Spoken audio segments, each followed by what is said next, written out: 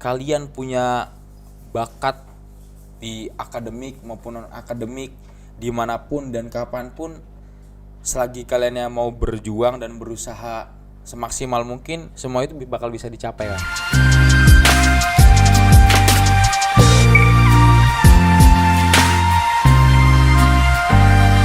Assalamualaikum warahmatullahi wabarakatuh. Kembali lagi di Ngantri, ngobrol bareng santri. Di podcast kali ini, Akhi Agam kembali lagi nih guys. Setelah sekian lama mungkin gak nongol ya di YouTube Pondok Pesantren Darul Ma'arif. Podcast kali ini begitu sangat spesial karena kita kedatangan tamu yang mungkin tidak asing di kalangan santri, namun mungkin akan menggugah calon-calon santri kita ini bahwasanya sosok santri itu mempunyai spesifik yang mungkin identiknya ini dimiliki oleh orang yang non santri. Tapi di depan Akhi Agam ini ada kakak di pondok kita ini yang memiliki sesuatu hobi, bakat atau apapun itu. Mari kita langsung tanyakan saja. Silakan Kak Putra perkenalkan dulu ke sobat DM. Oke, syukron Akhi Agam. Halo teman-teman semua, perkenalkan nama saya Putra Andi Septianwar. Asal saya dari Bekasi. Saya duduk di kelas 11 IPS 1 di SMA Inuka Plongan. Saya datang ke sini dapat undangan dari Akhi Agam gitu. Wah. Iya, Kayaknya ada yang spesial nih sampai diundang gini ya. Ya, Apa tuh? yang spesial sih kira-kira Kayaknya kemarin dengar-dengar habis juara ya sampai diundang di podcast nih. alhamdulillah. Alhamdulillah. Tapi sebelumnya Kak Putra, boleh dong dikenalin sekarang menjabat jadi apa, terus di SMA-nya lagi aktif berorganisasi apa? Buat saya di pondok, saya sedang menjabat sebagai ketua organisasi Pondok Pesantren Darul Ma'arif. Masya Allah, ketua. Wah, ini gak Alhamdulillah. kaleng-kaleng nih tamu kita nih. Alhamdulillah. Kalau di SMA-nya Kalau sendiri, di SMA-nya itu menjabat sebagai POK. POK itu kepanjangannya itu pengembangan organisasi dan kaderisasi. oh, Sama halnya kayak keamanan gitu bahasa ininya lah, bahasa SMA-nya mah.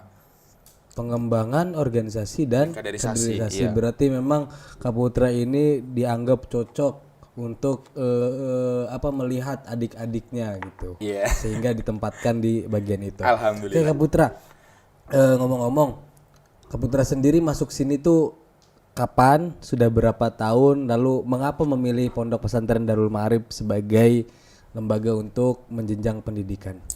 Oke. Saya masuk pertama ke sini ya waktu kelas 7, berarti sekarang kelas 11 Berarti di tahun 2000 18. ya 2018. 3 tahun menjalani pendidikan di SMPNU Darul Ma'arif. Lalu di situ banyak lika-liku, tadinya saya pengen pindah ke sana ke sini, tapi mungkin Allah memberikan jalannya saya untuk melanjutkan di Pondok Pesantren Darul Ma'arif seperti di SMA jadinya lanjutnya. Kalau awal mula tahu Darul Ma'arif dari siapa tuh? Dari Ustadz Iksan. Dari Ustadz Iya, Iksan. Ustadz Siapa Iksan Ustadz Iksan itu saudara kah? saudara dekat Kakak banget, atau iya. gimana? Saudara dekat. Saudara. Jadi orang tuanya Ustadz Iksan itu kakaknya bapak saya. Jadi ya deket banget, berarti saya sepupu sama Ustadz Iksan. Sepupu, ya. Baik. Oke Kak Putra, BTW Kak Iksan juga ada dong di YouTube Pondok ya nggak sih? Ada yang kemarin waktu bahas Ramadan nggak sih? bahas Ramadan. Iya. Nah, teman-teman bisa lihat ya. Nah, oke Kak Putra, Akhi Agam ini hari ini ditugaskan buat mengundang Kak Putra ke sini. Katanya denger-denger nih kemarin itu juara renang.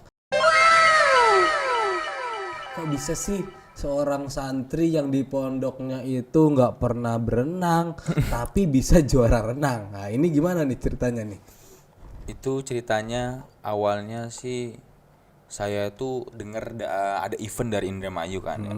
Sedangkan saya juga dulunya waktu SD-nya juga pernah les gitu, renang pernah les selama kalau nggak salah 3 tahunan lah, dari kelas 4 Dari 5, kecil 6. ya? Iya. Oh iya.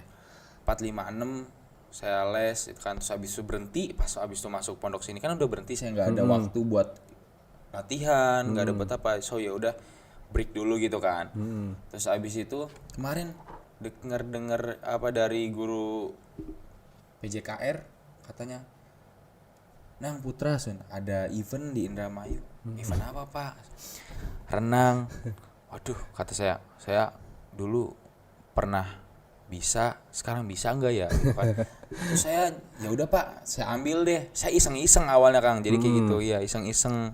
Terus akhirnya oke, kita menjalankan latihan beberapa kali pertemuan, ya kan. Terus abis itu tiba waktunya perform dan alhamdulillah bisa ngasihin yang Masya Allah. Yang apa tuh? ngasihin sebisa saya Yang terbaik, gitu ya. ya. Dan alhamdulillahnya dikasih juga yang terbaik sama Allah. Tepuk tangan dulu dong, Ketika Putra. Nah teman-teman sobat DM. Nah, kok bisa sih, kan ada pertanyaan gitu, kok bisa santri jadi perenang gitu?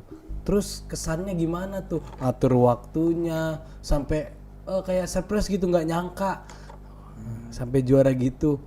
Padahal di pondok sibuk banget, nggak pernah latihan. Itu gimana tuh?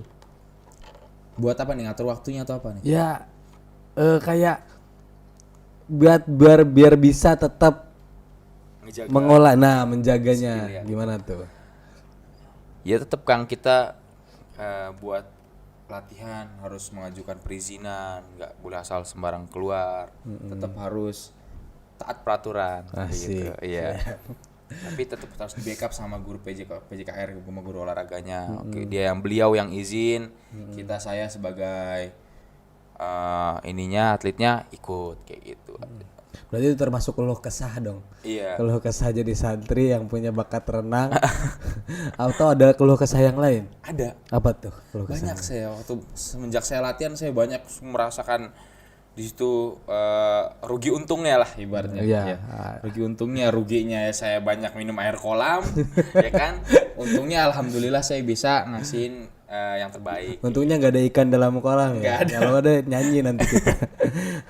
Tapi kan kayak Kak Putra ini kan kayak ngejabat jadi ketua PDM, ketika ninggalin buat latihan tuh kayak ngerasa iya saya masih punya tanggung kewajiban gitu. Gimana tuh perasaannya?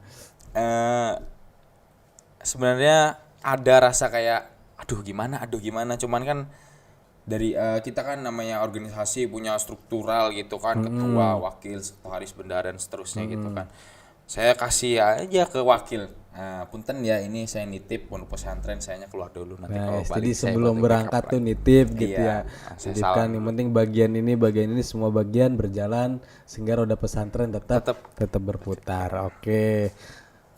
Kalau boleh tahu kenapa milih renang? Sedangkan kan yang Akhi Agam tahu nih, dulu Kak Putra terkenal di Paskibra lah atau di apalah. Mungkin sampai saya memilih renang. Iya. Atau emang ada olahraga lain? Atau yang multi talent gitu? Sebenarnya saya tuh Kang bukannya ini ya, apa namanya, ada beberapa cabang yang mampu buat saya, kayak bulu tangkis juga dulu waktu kecilnya juga pernah menjuarai, cuman kan ada eventnya juga tuh bareng, cuman kata gurunya nggak boleh Nang, satu atlet satu perlombaan, satu cabur ya kan. Terus akhirnya saya pertimbangin dulu nih, saya mau milih apa ya, bulu tangkis atau renang. Terus saya mikir, oh iya saya tujuannya nanti pengen ke sini, pengen ke pelayaran. Otomatis saya butuh dong namanya sertifikat ya kan, piagam yang buat ya kan. Nah, itu akhirnya saya ya udah milih renang deh. Jadi itu awal mulanya Kang, bisa saya milih renang tuh. Sebentar. Saya nanti mau ke pelayaran. Berarti memang renang ini bukan hanya sekedar hobi, bukan hanya sekedar les, tapi memang punya tujuan. Iya, punya tersendiri. tujuan, iya. Nah, gimana tuh tujuannya? Tujuannya saya mau dapetin sertifikatnya biar nanti saya peluang masuknya buat ke sekolah pelayaran tuh lebih besar gitu. Ngandelin dari piagam sertifikat. Berarti ke pelayaran bukan ke renang gitu. Barangkali memang mau jadi atlet Indonesia nih di cabang renang gitu. Atau mau fokus ke sana. Enggak cuman itu doang sih. Oke. Nah, coba dong kasih motivasi buat teman-teman kita di luar, baik santri yang di dalam atau yang mungkin sudah di rumah. Bahwasanya santri itu tetap bisa tetap gitu. bisa ngimbangin sama yang di luar. Oke, kasih motivasi gitu. Sebenarnya buat semua teman-teman, kalau misalkan kalian punya bakat di akademik maupun non akademik, dimanapun dan kapanpun, selagi kalian yang mau berjuang dan berusaha semaksimal mungkin, semua itu bakal bisa dicapai, Kang. Jadi intinya jangan pantang menyerah, jangan ngeluh terus kerja. Jadi nggak ada salahnya ya kalau misalkan kita punya bakat apapun itu, jangan jadi alasan kita nggak mau mondok. Iya, Gitu. Nah, baiklah, terima kasih Kak Putra. Nah sekarang kita bahas sedikit tentang renang deh. Kayak Kak Putra kan contohnya kan nggak pernah latihan gitu. Nah yang harus diperhatikan sebagai seorang Renang. atlet renang nih apa sih? Apakah ada teknik tertentu atau pola makan yang seperti apa? Nah itu gimana? Yang harus diperhatikan menurut saya pernapasannya dijaga, Kang. Jadi kalau misalkan mau siapapun ya, kalau misalkan atlet perenang, kalau misalkan ngerokok berhenti dulu, jangan ngerokok. Terus habis itu pola tidurnya tuh terutama jangan 3 jam 2 jam, harus 8 jam lebih kalau bisa gitu kan. Dijaga pola tidurnya, pola makannya. Terus habis itu fisiknya tuh ya sering-sering jogging lah, buat ngejaga pernapasan sama kelenturan tubuhnya gitu. Oke, berarti berbalik banget tuh sama Kak Putra yang ada di pondok ini yang tidurnya selalu begadang gitu, mikirin santri-santri. Iya. Tapi ternyata tetap masih bisa. Alhamdulillah. Oke. Mungkin nanti ketika keluar dari sini Insya Allah. Sebenarnya kalau menurut Akhi Agam, kita di pondok itu sebenarnya banyak hal-hal yang di luar dugaan. Tapi semua itu kayak berkah gitu. Kita ngurusin santri, akhirnya apa yang kita angan-angankan itu tercapai. Kayak jadi berkah tersendiri. Kalau istilah dulu ada istilah dari Kiai barokatologi. Nah, itu berkahnya kita bergerak di pesantren. Kayak contoh ya Agam dulu aja kayak waktu kelas akhir itu nggak pernah belajar ngurusin santri terus, tapi kamlot gitu bisa nilai mumtaz. Tuh, kayak serasa ketika ujian tuh pulpen ya berjalan dengan sendirinya. Nah, di situ mungkin di balik Kak Putra yang begitu sibuk di pesantren, ketika ada keinginan latihan sekali 2 kali, berkah dari kiai, berkah dari guru-guru, mungkin itu ada. Nah seperti itu teman-teman. Nah jadi gimana ya, mungkin satu lagi pertanyaan Akhi Agam tentang renang itu, gimana cara ngejaganya sekarang? Cara ngejaga ya mungkin kan Ibu tuh dari tadi kan katanya cerita dari kelas 7 tiba-tiba sekarang ada event di kelas 11 nih.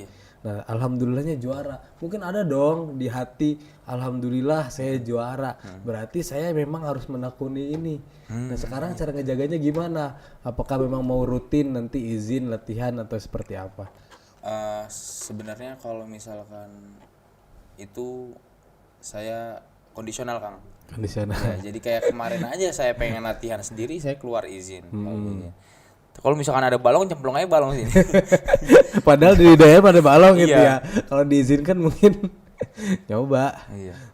Terus juga kita sebenarnya di sekolah nih Kang ya. Sebenarnya itu di sekolah juga ada kayak schedule-nya buat nanti kelas ini praktek per semester. Jadi santri Darul Ma'arif itu tetap ada renang. Jadi di backupnya kalaupun ia nggak bisa rutin, seenggaknya 1 semester 2 kali. 1 semester 2 kali. Kayak itu, seperti itu Kang. Berarti cara ngejaganya ya wallahu alam gitu. Baiklah, mungkin dari Akhi Agam gitu aja Kak Putra, atau mungkin ada yang ingin diceritakan atau disampaikan buat sobat DM di luar sana tentang bahwa santri itu nggak ada batasan, santri itu ya tetap bisa berkembang gitu. Ada yang ingin disampaikan mungkin? Ada Kang. Wah, boleh. Buat teman-teman semuanya yang di Pondok Pesantren Darul Ma'arif maupun pondok pesantren lainnya, jangan pernah berasumsi bahwasannya kalian mondok itu tertekan. Kita tidak bisa melakukan ini, kita tidak bisa melakukan itu, kita nggak bisa berkembang. Sebenarnya enggak. Semua itu udah ada jalannya dari Allah. Jadi tinggal kaliannya berusaha disambi sama doa. Seperti itu, Kang. Masya Allah, terima kasih Kak Putra atas waktunya. Nggak terasa kita yang ngobrol gitu, ternyata udah berapa jam, hampir 1 jam itu kita ngobrol. Ya terima kasih Kak Putra atas waktunya. Mungkin sekian dari Ahi Agam. Teman-teman, terima kasih. Kita tonton lagi nanti di DM Podcast selanjutnya. Mungkin sekian di episode kali ini. Bahwasanya kesimpulannya tadi, santri kita ini mempunyai bakat, dan ketika mondok ke pesantren itu jangan ada pikiran bahwasanya bakat kita akan hilang. Justru di sana ada berkah, di sana ada tetap kita bisa mengembangkan bakat kita tersebut. Mungkin sekian dari Ahi Agam. Terima kasih. Assalamualaikum warahmatullahi wabarakatuh. Waalaikumsalam warahmatullahi wabarakatuh.